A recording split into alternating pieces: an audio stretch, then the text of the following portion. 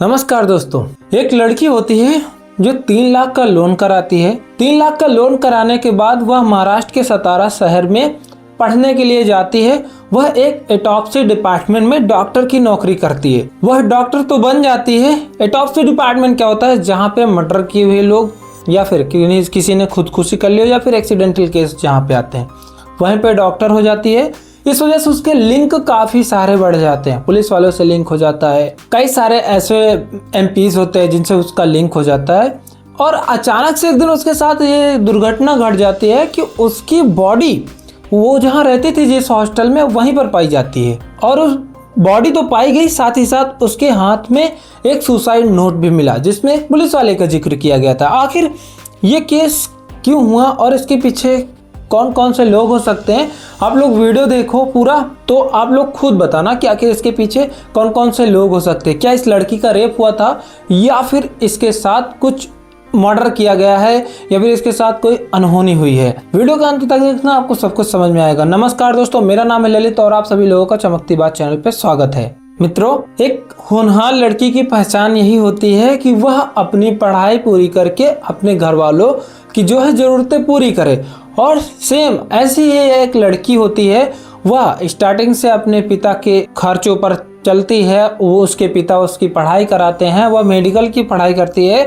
लेकिन जब उसके पिता के हाथ तंग हो जाते हैं और वह कहते हैं कि बेटी अब हम आपको नहीं पढ़ा पाएंगे आके, तब वह खुद से लोन लेती है और महाराष्ट्र के सतारा में जाती है पढ़ने के लिए। गनीमत ये रहती है कि वह पढ़ाई तो करती है, साथ ही साथ वह डॉक्टर भी बन जाती है। लेकिन वह 3 लाख रुपए वह नहीं दे पाती है और इसी बीच वह ऑटोप्सी डिपार्टमेंट में एक डॉक्टर के पद पर नियुक्त हो जाती है।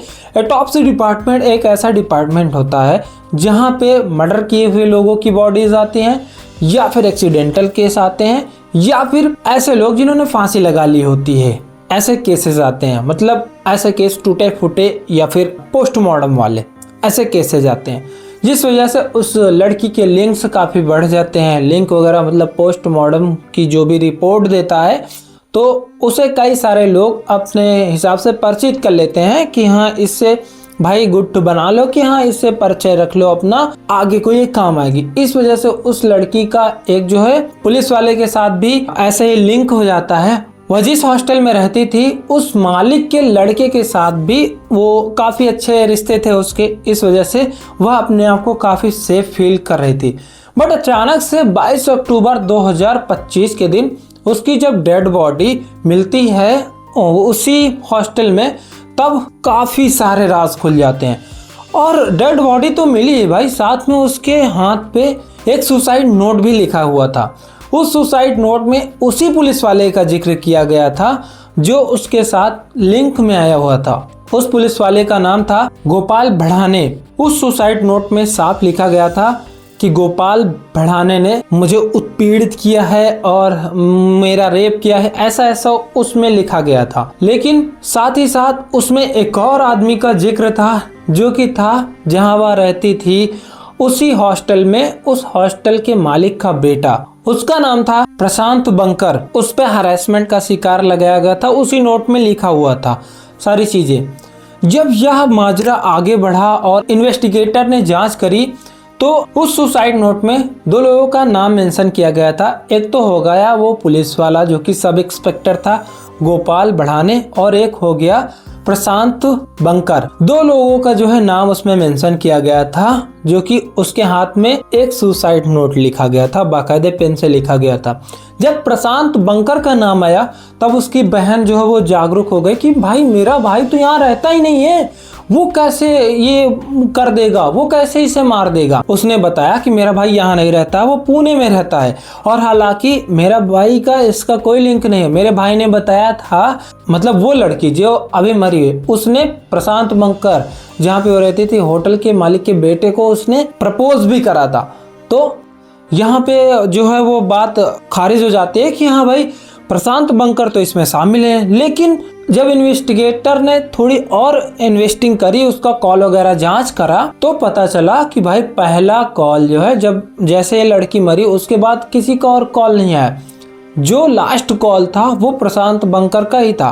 तब यहाँ पे पूरा साफ हो गया कि भाई जरूर प्रशांत बंकर का कॉल आया होगा, उसी ने डराया धमकाया होगा, इसलिए लड़की ने आत्महत्या कर ली। लेकिन अब बात यहाँ पर भी नहीं रुकती, बात थोड़ा और आगे बढ़ती है।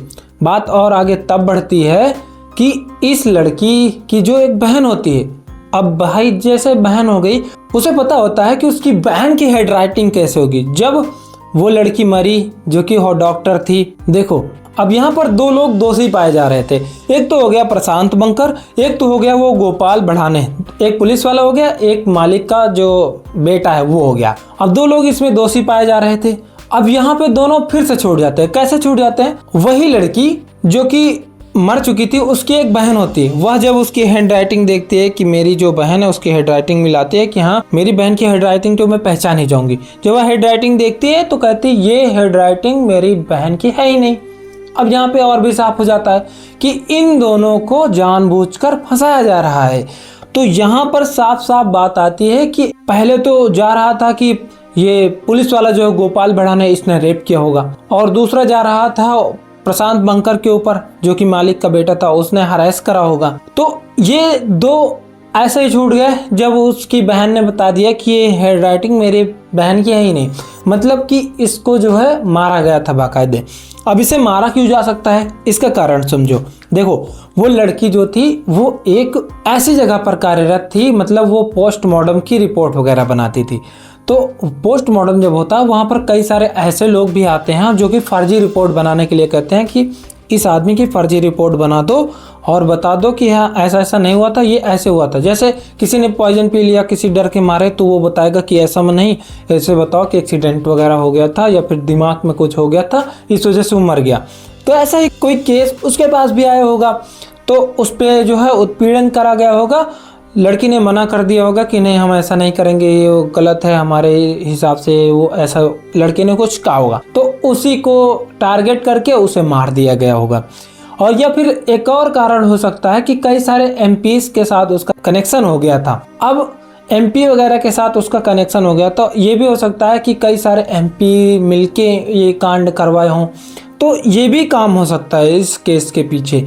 हालांकि अभी इन्वेस्टिगेशन चल रही है और आगे कोई अपडेट मिलेगी तो मैं आपको बताऊंगा। लेकिन इस तरह के केस में एक लड़की की जान गई जिसने 3 लाख रुपए का लोन ले रखा था, लोन लेके पढ़ाई कर रही थी या फिर अभी हाल ही में जॉब पर लगी थी, और जॉब पर लगने के बाद ही उसके साथ ऐसा काम हो जाता है। ये बहुत ही घिनौनी बात है, बहुत शर्म की बात है। होप आपको समझ आया होगा, थोड़ा बहुत तो समझ ही आया होगा जैसे मैंने समझाया है। आशा करते हैं सही लगा हो वीडियो, लाइक करना, शेयर करना और सब्सक्राइब भी कर लेना।